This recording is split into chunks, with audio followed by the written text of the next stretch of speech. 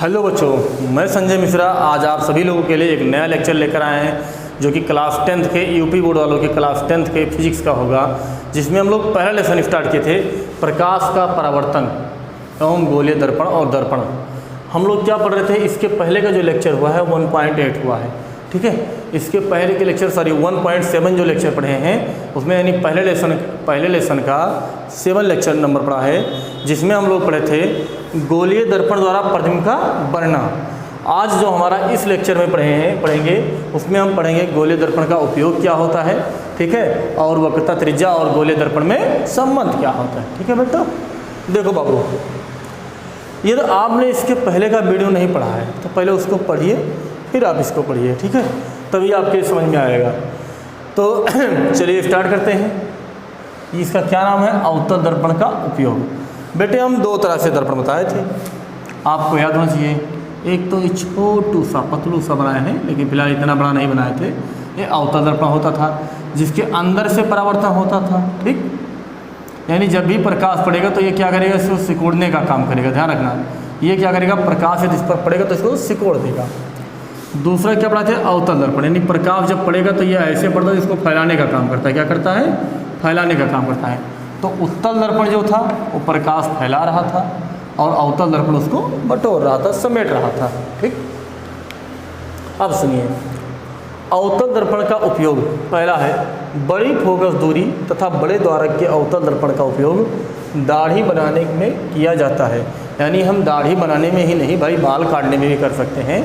यानी जो अच्छे क्वालिटी के सैलून वगैरह होते हैं वहाँ पर अवतल दर्पण का उपयोग करते हैं। अब आपको नहीं पता है तो इसके पहले वाले लेक्चर में हमने पढ़ाया है कि अवतल दर्पण है और किसी भी व्यक्ति को एक फोकस और ध्रुव के बीच में बैठा देंगे, चंगू सा बैठाएंगे तो उसका बड़ा सा प्रतिबिंब बनेगा, और जब बड़ा प्रतिबिंब बनेगा तो उनके छोटे छोटे पार्ट को बड़े बड़े में देख सकते हैं। यानी उनकी जो छोटी छोटी आँखें होंगी वो बड़ी बड़ी आँखें दिखाई पड़ेंगी, ठीक है। तो ये बताया गया है बड़ी फोकस दूरी तथा बड़े द्वारक के अवतल दर्पण का उपयोग दाढ़ी बनाने में किया जाता है। यानी वहाँ अच्छे क्वालिटी के मेकअप सैलून हैं तो आपको देखेंगे कि वहाँ पर थोड़ा अवतल दर्पण रखा जाएगा। क्यों? क्योंकि जो आपके चेयर होती है, कुर्सी होती है, आपको या दाढ़ी बनाने वाले जिसका बनवाना होता है जिस व्यक्ति को, उसको ध्रुव और फोकस के बीच में बैठाते हैं तो दर्पण के पीछे प्रतिबिंब बनता है, सीधा बनता है, आभासी बनता है और बड़ा बनता है, ठीक। चलिए नेक्स्ट देखते हैं। छोटे अवतल दर्पण द्वारा डॉक्टर आँख, नाक, कान व गले का निरीक्षण करते हैं। आँख तो समझते हो ना, ये वाला, नाक, कान, गला, जब इनका निरीक्षण करना होता है, जैसे मान लीजिए दांत को देखना है, अब क्या करेगा डॉक्टर कि एक छोटे से चिम्मच की तरह ऐसे गोल गोल रहते हैं, ऐसे रहते हैं। देखो ये पतलू से ऐसे गोल से यहाँ दर्पण लगेगा, ये ऐसे रहेगा हैंड, तो यहाँ से पड़ेगा, ये दर्पण लगेगा तो उसका जो प्रतिबिंब होगा वो छोटा ना कि बड़ा भी दिखाई देता है, और अंदर है तब भी बाहर दिखाई देता है, ठीक है। तो ये मेडिकल लाइन में निरीक्षण करने में या जाँच करने में किया जाता है, ठीक। नेक्स्ट, अवतल दर्पण का उपयोग टेबल लैंपों के शैडो में किया जाता है। यानी जो टेबल लैंप होता है वो ऐसा लैंप होता है कि यदि उसकी प्रकाश पड़े तो इकट्ठे पड़े, यानी यदि प्रकाश पड़ रहा हो तो इकट्ठे बटुर कर प्रकाश पड़े, जो ज़्यादा ब्राइटनेस डालेंगे, ऐसे टेबल लैंप के शैडो में किया जाता है। फिर अवतल दर्पण का उपयोग मोटर कारों, रेल के इंजनों, स्टीमरों तथा सर्च लाइट के लैंपों में परावर्तक के रूप में किया जाता है। यानी आप देखे होंगे तो अच्छी क्वालिटी का टॉर्च वगैरह आप देखेंगे तो उसमें क्या होता है कि प्रकाश सीधी निकलती है या बटू बिल्कुल सीधी जाती है। क्या होता है, उसके अंदर जो परावर्तन के रूप में यूज करते हैं वो ऐसे गोल सी ऐसे कटोरी रखते हैं। अब यहाँ पर बल्ब लगा है, ये बल्ब जल रहा है, तो जितना ये सब प्रकाश रिफ्लेक्ट होगा वो सीधी निकलेगा, ठीक है, इस तरह से फैलेगा नहीं, एक सीधी रेखा में निकलेगा। तो वही लिखाया गया है कि इसके सर्च लाइट में प्रयोग किया जाता है, ठीक। नेक्स्ट क्या है बाबू, उत्तल दर्पण का उपयोग। क्या है उत्तल दर्पण का उपयोग? देखो बाबू, इसका उपयोग वाहनों के साइड दर्पण के रूप में किया जाता है। यानी जो गाड़ी का साइड मिरर होता है ना, गाड़ी के साइड मिरर में आप देखेंगे कि जो पीछे का जितना भी एरिया होता है अधिक से अधिक एरिया आपको दिखाई पड़ता है। भले छोटे छोटे दिखाई पड़ते हैं लेकिन ज़्यादा एरिया कवर करता है। इससे ये ज़्यादा फ़ायदा होता है कि ज़्यादा भी एरिया में कोई गाड़ी आ रही है तो आपको दिखाई पड़ती है। ये साइड मिरर का कमाल होता है, ठीक है। वैसे साइड मिरर भी कई क्वालिटी के आते हैं, बेटर क्वालिटी के लेना चाहिए, ठीक है, वो ज़्यादा ठीक होता है। फिर है उत्तल दर्पण का उपयोग गली व बाज़ारों में लगे लैंपों में किया जाता है। क्यों? क्योंकि यदि गली व बाज़ार में लैंप है तो ऐसा तो है नहीं कि किसी पर्सनल व्यक्ति को आप गए हों, उसके नीचे पर्सनल खड़े हैं तो केवल लैंप आपको फोकस करेगा कि भैया जी आए हैं इन्हीं पर फोकस करें। वो पूरे गली को उजाला देना चाहेगा ना। इससे क्या होगा कि उसको कहीं ना कहीं प्रकाश को फैलाने की आवश्यकता है। तो कब फैलाएगा बाबू?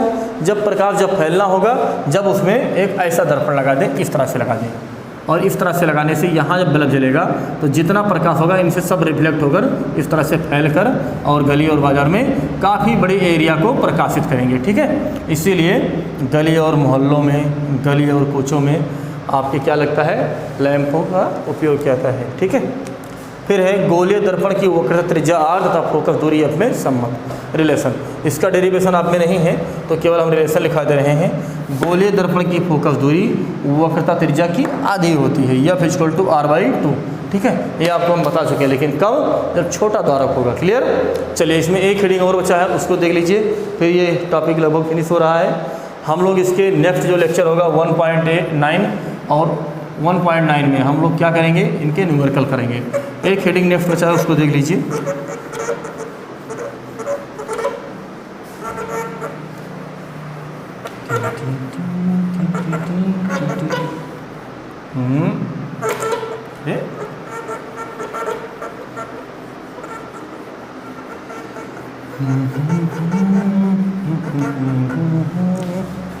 चल देखते हैं नेक्स्ट हेडिंग क्या है। दर्पण के फोकस दूरी का सूत्र, या गोलीय दर्पण की गोलीय दर्पण के लिए फोकस दूरी का सूत्र अथवा करते हैं। यदि किसी गोलीय दर्पण में कोई वस्तु रखा है तो उन सब में रिलेशन क्या होगा, गोलीय दर्पण की फोकस दूरी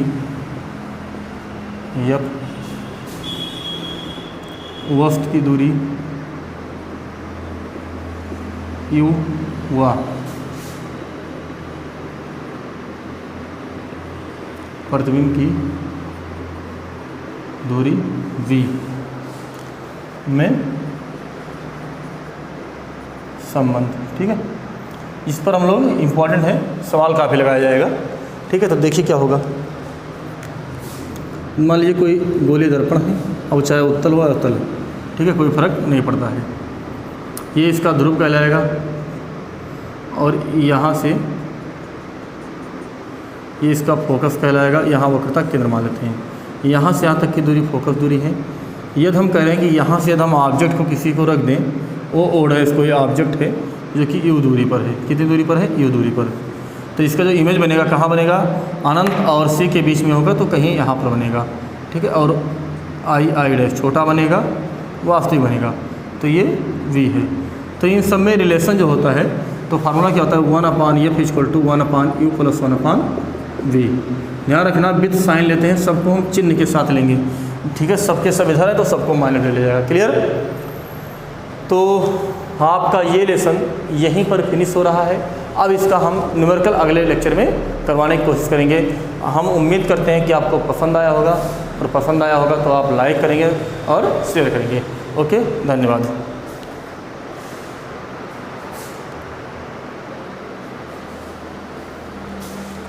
सारे बच्चों, एक हेडिंग और रह गया है, उसको भी देख लेते हैं।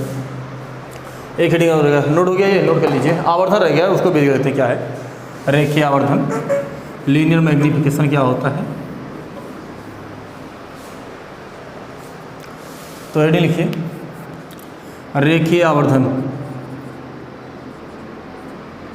रेखीय आवर्धन, इसको हम यम से लिखते हैं। तो मुख्य अक्ष के लंबवत नापे गए वस्तु की दूरी, प्रतिबिंब की दूरी तथा वस्तु की दूरी के अनुपात को रेखीय आवर्धन कहेंगे। क्या होता है समझ लीजिए इसको। जिससे मान लीजिए अभी मैंने बनाया था जो फिगर, उसमें देखिए ये दर्पण है, यहाँ पर ध्रुव होगा, यहाँ पर फोकस होगा, यहाँ वक्रता केंद्र होगा। एकदम किसी ऑब्जेक्ट को वो डैश पर रख दें जिसका नाम वो दे देंगे, तो यहाँ इमेज बनेगा आई, ठीक है, जिसका नाम आई डैश होगा। अब कह रहा है कि इसका मैग्नीफिकेशन क्या होगा। आवर्धन आपको ये बताएगा कि जो प्रतिबिंब बनना है वो कैसा बनना है, छोटा बनना है या बड़ा बनना है। तो मुख्य अक्ष के लंबवत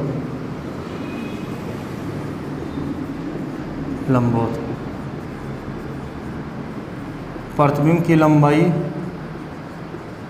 तथा वस्तु की लंबाई के अनुपात को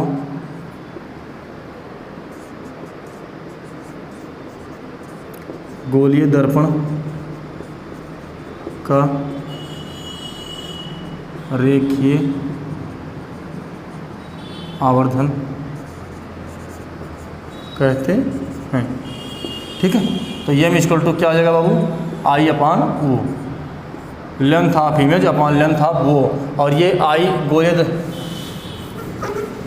जैसे मान लीजिए मुख्य एक्सिस है तो इसके हम नापेंगे यहाँ से परपेंडिकुलर डिस्टेंस पर ये इमेज कितना है, हम मान लेंगे आई लंबा है और वस्तु क्या था, वो था।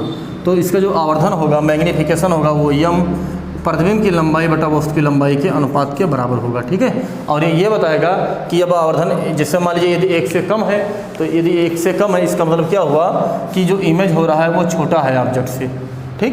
यदि 1 से ज़्यादा है तो इसका मतलब कि इमेज बड़ा बनना है ऑब्जेक्ट से, और अगर 1 है यानी ये 1 से, यानी 1 से लेस है, तो 1 से ज़्यादा है, सॉरी ये जो मैग्नीफिकेशन है यहाँ 1 से कम है, और यदि मैग्नीफिकेशन 1 से ज़्यादा है तो मतलब इमेज बड़ा है।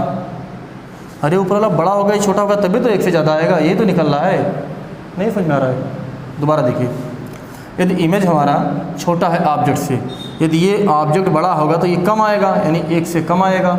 यदि इमेज हमारा यानी प्रतिबिंब जो है बड़ा बनेगा और वस्तु क्या होगा, छोटा होगा, तो आवर्धन 1 से बढ़ जाएगा।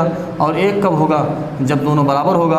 और आप लोग को इसके पहले लेक्चर में बहुत अच्छी तरीक़े से बताया गया है कि जब वस्तु हमारा सेंटर ऑफ कर्वेचर प्रकाशिक केंद्र पर होता है, वक्रता केंद्र पर होता है, तो length of image and length of object both are equal to each other, एक दूसरे के बराबर होता है। क्लियर? तो ठीक है, ये हो गया, इतना नोट कीजिए। इसके अगले वाले जो लेक्चर आएगा उसमें हम आप लोग के लिए बहुत बेहतरीन सा एक लेकर आएंगे, जो कि होगा, इसमें कुछ न्यूमेरिकल लगाएंगे और इसका हम डेरिवेशन भी करवा देंगे इसका, ठीक है। इसका डेरिवेशन भी नेक्स्ट लेक्चर में करवा रहे हैं, आप लोग तैयार रहिए, वेट कीजिए नेक्स्ट लेक्चर का, coming soon next lecture 1.9। Then thanks.